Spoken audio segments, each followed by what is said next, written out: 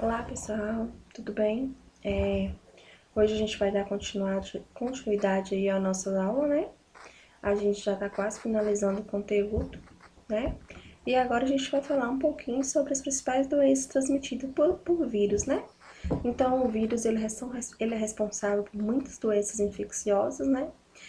Entre essas doenças tem a AIDS, a gripe, né? A raiva, a poliomielite, a paralisia, que é a paralisia infantil, né? Entre outros.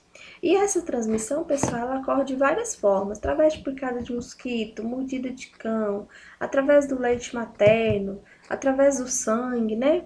Então tem várias transmissões e a gente já relatou um pouquinho nas aulas anteriores, não foi assim? E a gente tem que saber também, pessoal, que tem vários tipos de vírus, né? Que hoje já são preveníveis através da vacinação, né? Hoje a gente tem aí calendários, né? Que são protocolos do Ministério da Saúde, calendário vacinal, né? Que tem o cronograma de vacina que a pessoa tem que tomar desde a fase de criança até a fase adulta, fase de idoso, né? Então, assim, da criança até o idoso, tem vacina pra gente estar tomando e se imunizando, né? Esses calendários a gente acha eles aí no site do Ministério da Saúde, né? Sempre eles estão sendo atualizados aí pra gente. Então, pessoal, as principais doenças, né, transmitidas por bactérias, né, as infecções de pele mais comuns são os furúnculos, né, causados por uma bactéria que chama Staphylococcus, né, que são aqueles furúnculos, né, que fica cheio de abscesso, não é isso? E causa uma dor, né? Aí tem também a foliculite, né, que é a infecção dos pelos, tem a acne, né, na nossa pele, tá? Então, as afecções de pele, né, infecções de pele são as que mais acometem a população, tá? Outra doença, pessoal, que a gente vai relatar aqui um pouquinho, é a hanseníase, né? A hanseníase, ela é causada por um bacilo, né, que chama Mycobacterium leprae, né? Geralmente, ela afeta a pele e o sistema nervoso, tá? A Hansen, né, pessoal, ela é uma doença dermatológica, né? E ela tem a manifestação na pele, como eu falei, né? E ela começa a aparecer manchas avermelhadas, né, no corpo, né? E essas manchas, elas podem ficar insensíveis, a pessoa perder a sensibilidade naquele local, né? E outro também, pode ter sensação de dor, né? Choque, fisgalho, como se fossem umas agulhadas ao longo dos nervos, dos braços, das mãos, né? Então, esses são os sintomas. E outro sintoma também, pessoal, é a questão de causar deformidades, né? Na região periférica e principalmente na face, no rosto, tá? A Hansen, ela é uma doença milenar, pessoal, né? Por que ela é uma doença milenar? Porque ela é uma doença que é conhecida há muitos e muitos anos, né? Antigamente, o nome que se dava à hanseníase aqui no Brasil era lepra, né? Quem já assistiu aí, né, as novelas bíblicas, eu tenho costume de ler a Bíblia, né? A Bíblia cita em muitos dos seus capítulos sobre o leproso, né? Então, o nome que muitos países ainda utilizam para designar essa doença é esse nome, de lepra. Só que aí no Brasil, pela questão do preconceito, né? Porque na Bíblia fala que o leproso era uma pessoa isolada, né? Então, para tirar esse estigma hoje, né, no Brasil, eles trocaram o nome da doença. Eles tiraram o nome de lepra e passaram para o nome de hanseníase, né? Por conta desse preconceito, né, de que o leproso tem que ser rejeitado, ele tem que ser, ele transmite aquela doença, então você não pode aproximar. Então, para tirar esse preconceito, né, o Ministério da Saúde achou por bem mudar o nome, né, dessa doença. Então, hoje o nome da doença é hanseníase, né, pessoal? E quais são as causas, né? A hanseníase ela é uma doença transmissível, igual eu falei, é causada por um bacilo Mycobacterium leprae, né? Ela é transmissível e a gente pega de uma pessoa que a gente tem contato próximo, né? Se eu convivo todo dia com aquela pessoa, ela vai transmitir para mim, né, essa doença, né? Existem, pessoal, dois tipos de hanseníase, né? Existe a hanseníase multibacilar e a paucibacilar. A multi é aquela que tem muitas lesões, né? E a pauci é aquela que a pessoa tem uma única lesão. Olha, vou mostrar para vocês aqui as imagens, né? Das lesões, tá vendo? Do hanseníase, né? Aí aqui, ó, já é uma multibacilar, o tanto de lesão, uma multibacilar, que tem muitas lesões, né? E a paucibacilar tem uma quantidade menor de lesões. Olha aí, ó, a deformidade que causou nos dedos, né, dessa pessoa, né? Que eu falei para vocês que ataca geralmente as regiões periféricas. Olha a deformidade que causou no rosto desse paciente, né? Então, é isso que a hanseníase faz. Essas são as características dela e os sintomas, né? A Hansen também, pessoal, né? Ela a pessoa que tem a Hansen, ela tem tratamento, né? O tratamento, ele é feito, né, através de uma medicação. Se o paciente for multibacilar, é um medicamento que é dado por 1 ano. Se o paciente for paucibacilar, é um medicamento dado apenas 6 meses, né? Ele é um tratamento, a gente usa o nome de supervisionado. Por quê? Porque aquela pessoa tem que ser acompanhada para ver se ela está tomando medicação com frequência, né? É um tratamento que a gente não encontra ele na rede privada, né? A pessoa que faz tratamento de Hansen, né, a partir do momento do diagnóstico, ele é notificado, né, pela Secretaria de Saúde, e aí através dessa notificação vem a medicação para ele tomar, né? Então ele não acha na farmácia os medicamentos adequados para o tratamento de Hansen, né? Esse medicamento é disponibilizado somente para as pessoas diagnosticadas com a doença e notificadas, né? Então é um tratamento que a gente encontra somente via SUS, né? Dando sequência, pessoal, a gente vai falar, né, um pouquinho da pneumonia, né? A pneumonia é uma doença causada, né, pelo S. pneumoniae ou por fungos, né? Ela é uma doença, ela é uma doença transmissível também, né? Ela é um tipo de inflamação, né, nos pulmões e que geralmente está relacionada a uma infecção, né? Então, o pulmão ele fica acometido com essa infecção, né? Geralmente, pessoal, as pneumonias elas começam com uma gripe, com um resfriado, né? E essa gripe, esse resfriado que não é bem tratado, né? Ele evolui, né? Enquanto a pessoa, como isso acontece? Geralmente quando a pessoa tem uma imunidade mais baixa, tá? Existem grandes variedades de pneumonias, né? Porque a pessoa, os pulmões eles podem ser infectados por vários tipos de bactéria, né? E vírus também. E aí, pessoal, e vírus não, perdão, por bactérias, tá? Então, pode ser infectado por vários tipos de bactéria, né? E aí, causa essa inflamação nos pulmões, né? E quais são os sintomas, né, pessoal? Tosse com catarro, febre alta, falta de ar, dor no peito, dor nas costas, aumento da pressão arterial, né? Mudanças na pressão arterial, cansaço, fadiga, né? E o tratamento geralmente é feito com antibiótico, tá? Vamos falar um pouquinho, pessoal, da tuberculose, né? A tuberculose é causada pelo micobactério tuberculoses, né? Ou então conhecido como bacilo de Koch, né? É uma doença que se vocês, quem já teve a oportunidade aí de ler livros, né? Quem já viu falar aí antigamente, li os livros, falavam que os escritores morriam cedo, né? Porque eles tinham aquela vida noturna, né? Uma vida desregrada, né? E aí eles acabavam pegando muito sereno, né? Bebia muito, abaixava a imunidade, né? Então muitos deles faleceram muito cedo com a tuberculose, né? Mas como não era uma doença que ainda não tinha assim um diagnóstico, né, um tratamento, né? Então era uma doença assustadora na época, né? E a tuberculose, pessoal, né? Ela também ela é causada, né, por esse bacilo aí que eu falei, né? Bacilo de Koch. E ela, desculpa, ela tem como principal sintoma, né, sintomas que acometem, né, o sistema respiratório, né, geralmente também acontece febre, sudorese noturna, né, emagrecimento, cansaço, fadiga, né, aí geralmente também ela pode causar infecções na área pulmonar, né?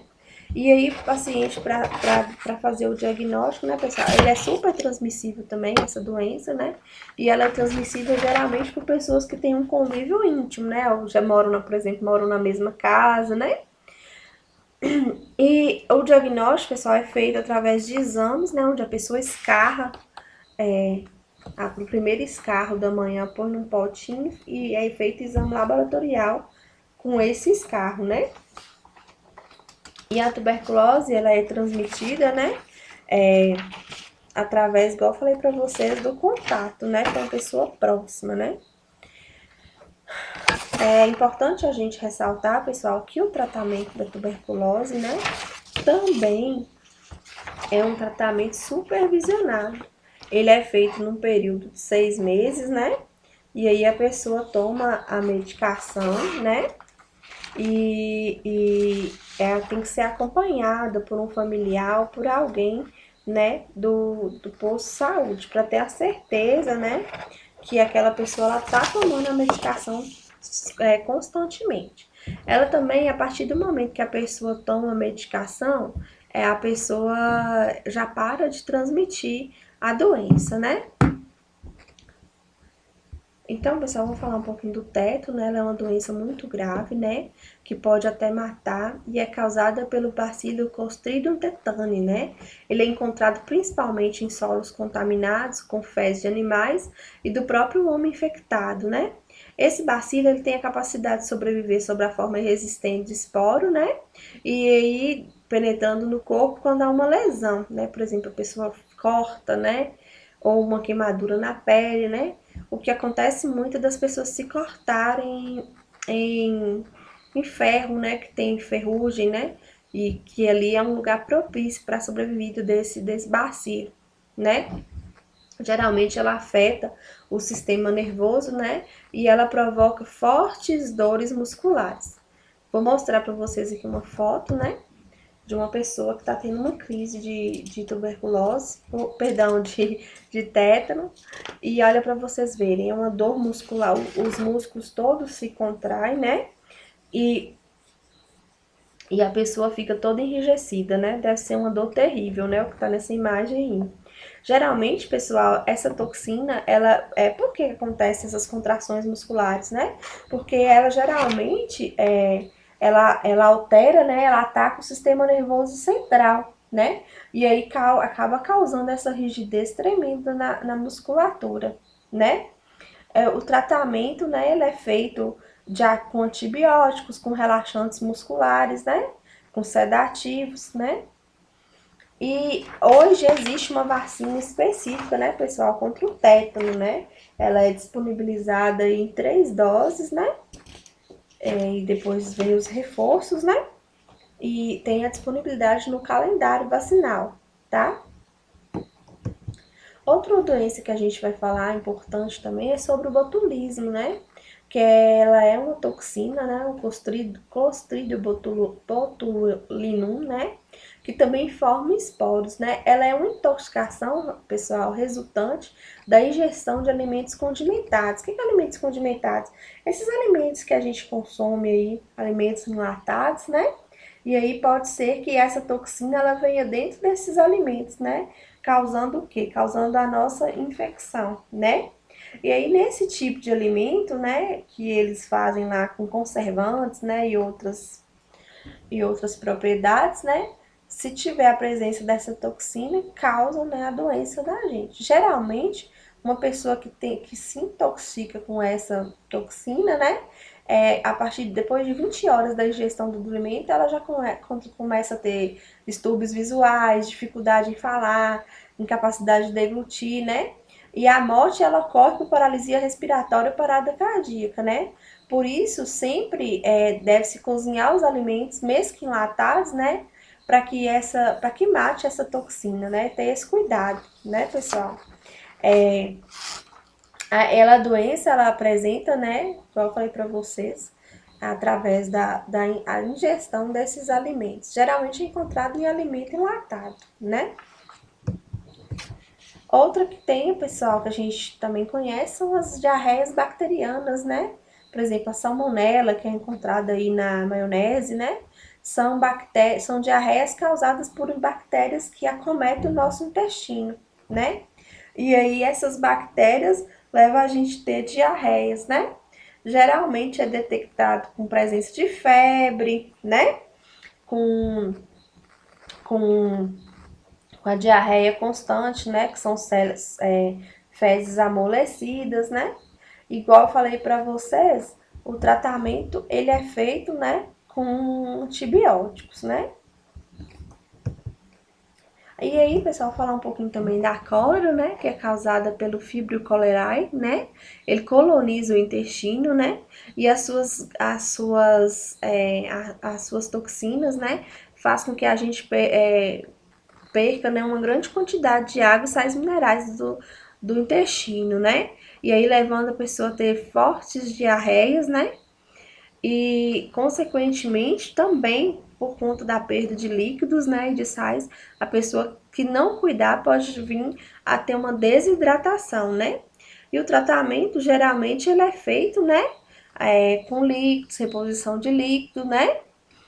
E a gente geralmente pega a cólera com alimentos, né? Através de alimentos e água contaminada, né?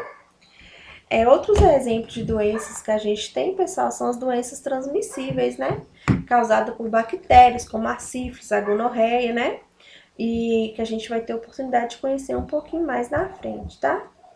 Geralmente, essas doenças transmissíveis a gente detecta, né, através de exames, né, de cultura, de licor, né, de secreções, de urina. Aqui, pessoal, a gente tem, né, um desenho da, da gonorreia, né, ela com corrimento vaginal, né. Aqui é de uma sífilis, né, já no nível mais avançado. Né? E assim, pessoal, agora a gente começa a falar, né, algumas doenças que são transmitidas por fungos, né? Entre umas doenças que estão transmitidas por fungo, pessoal, é a candidíase, aquela que causa uma coceira muito grande, né, na vagina da mulher, pode causar coceira, descamação, um corrimento, né, um corrimento é, constante, né, naquela mulher, né? Esse é um fungo. Por que que é um fungo? Por que que ela acomete essa região da mulher? Porque geralmente, né, nessa região, a mulher da genitália feminina, ela tem ali, ela usa muita roupa apertada, como calça jeans, por exemplo, que esquenta aquela localidade. Então ela soa ali, né, na virilha, fica um lugar úmido, né, um lugar úmido e quente. Então é um lugar propício para o crescimento de fungos, né?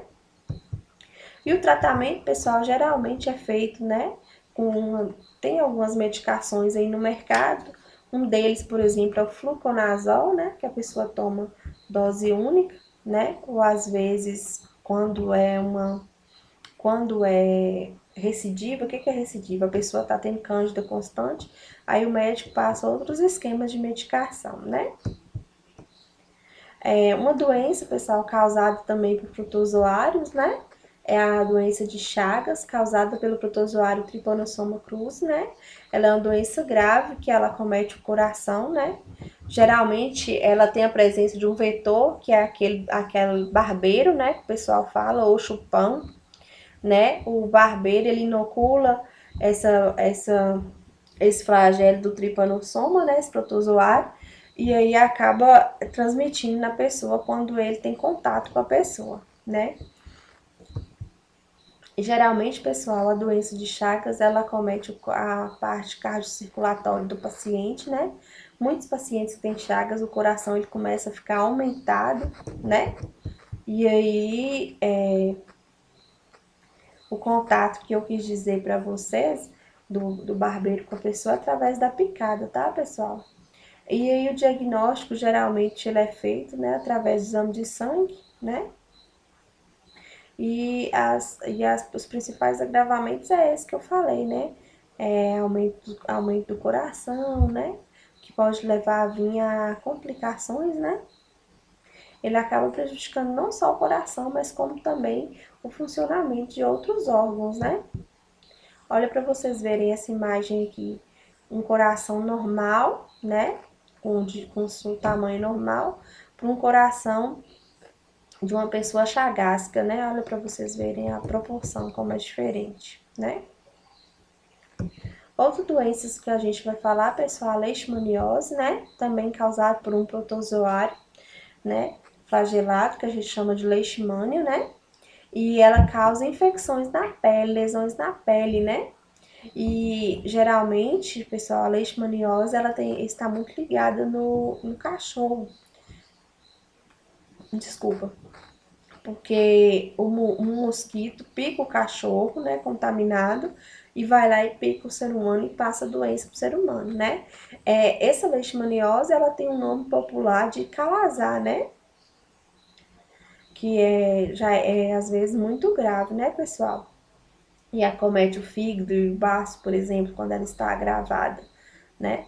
Geralmente, a leishmaniose, deixa eu ver, olha pra você ver ela no cachorro, como ela causa uma lesão enorme, né? Deixa eu ver, olha no ser humano as lesões enormes que a leishmaniose causa, né? E o tratamento, né? Ele é feito através de medicamentos específicos, né? E o exame, ele é feito através de exame de sangue também, né, pessoal? Falar um pouquinho aqui, né, da malária, né, causado por um esporuário do gênero Plasmodium, né, afeta milhares de pessoas em todo o mundo, né, a transmissão, ela também ocorre através da picada do mosquito, né, que ela é parasitada, né, pelo gênero Anopheles, né, que é o que causa a malária, né, o que causa a malária é o gênero Plasmodium, né, pessoal? E aí a transmissão ocorre com a picada de um vetor que é a fêmea, que é do gênero Anopheles, né? O mosquito, né? E ele só se alimenta de sangue. Então ele pica uma pessoa contaminada e vai lá e pica uma pessoa sã, né? E acaba transmitindo essa doença, tá? Eu coloquei, pessoal, nos slides, né? A explicação de outras doenças, né? São várias. Aí, se depois vocês tiverem a oportunidade de dar uma lidinha, tá?